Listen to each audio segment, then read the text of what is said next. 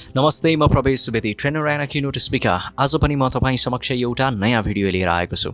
एकपटक राजा आफ्ना मन्त्री र अङ्गरक्षकसहित शिकारको लागि जङ्गलमा जान्छन् र जङ्गलमा जाने क्रममा राजा हराउँछन् र राजाले आफ्नो मन्त्री र अङ्गरक्षकलाई खोज्नका निमित्त उनी जाने क्रममा एउटा सानो कुटीमा पुग्छन् र सानो कुटीमा उनी देख्छन् एउटा नेत्रहीन, दृष्टिविहीन साधुलाई देख्छन् र उनी प्रश्न गर्छन्, साधारण प्रणाम गुरुदेव, के हजुरले हाम्रो अङ्गरक्षक र मन्त्री यहाँ आएका थिए भनेर राजा सोध्छन्। त्यस पछाडि ती साधुले भन्नुहुन्छ, हो आएका थिए, सबैभन्दा पहिले अङ्गरक्षक आएका थिए र अङ्गरक्षकलाई मैले बायाँ जानु भनेर भने र त्यस पछाडि मन्त्री आउनुभयो, मन्त्रीलाई पनि मैले बायाँ जानु भनेको छु।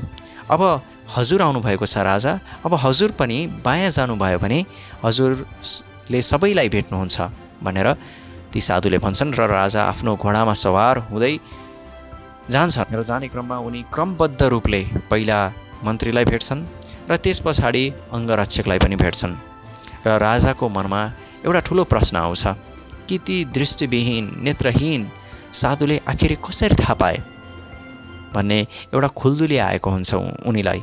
त्यस पछाडि उनी शिकार खेल्न छोडेर फेरि त्यही साधुकोमा जान्छन् र साधुलाई विनम्र भावले सोध्छन् कि हजुरलाई कसरी यो थाहा भयो कि पहिला अङ्गरक्षक आए त्यस पछाडि मन्त्री आए भनेर कसरी थाहा भयो भनेर चाहिँ राजाले सोध्छन्।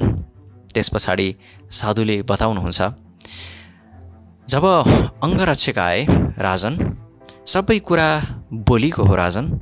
जब अङ्गरक्षक आए उनी भने, हे अन्धु, बाटो कता हो मलाई भन, म जानु छ भनेर भन्छन् भनेर अङ्गरक्षकले मलाई भने। त्यस पछाडि मन्त्री आउनुभयो, मन्त्रीले भन्नुभयो, बाबा कता हो बाटो भनेर उहाँले सोध्नुभयो र हजुर आउनुभयो र हजुरले साधारण प्रणाम,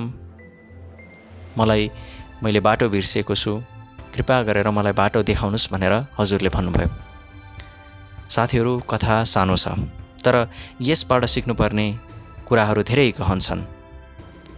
मानिसको शब्द चयनले थाहा हुन्छ कि ऊ कस्तो व्यक्ति हो भनेर, ऊ कस्तो वातावरणमा हुर्किएको व्यक्ति हो भन्ने कुरा हामी शब्द चयनबाट हामी थाहा पाउन सक्छौँ। जीवनमा शब्दको चयन अत्यावश्यक हुन्छ।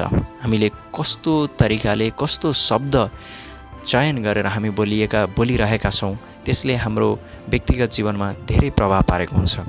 जिन्दगीमा अघि बढ्नलाई होस् या करियरमा अघि बढ्न चाहनुहुन्छ भने पनि शब्द चयनको एकदमै ठुलो भूमिका हुन्छ। आधा काम त राम्रो बोल्नाले मात्रै हामी हल गर्न सक्छौँ। इन्टरभ्यू होस् या बिजनेस लगायत कुनै पनि क्षेत्र होस्, हाम्रो शब्द चयन राम्रो हुन अत्यावश्यक छ। साथीहरू, आजको यस भिडियो हजुरलाई कस्तो लाग्यो? यदि मन परेको छ भने कृपया लाइक गर्नुहोस्, सेयर गर्नुहोस् र सब्सक्राइब गर्नुहोस्। जाँदा अन्तिममा म सदैव यही भन्छु, बी सिम्पल, बी स्याम्पल।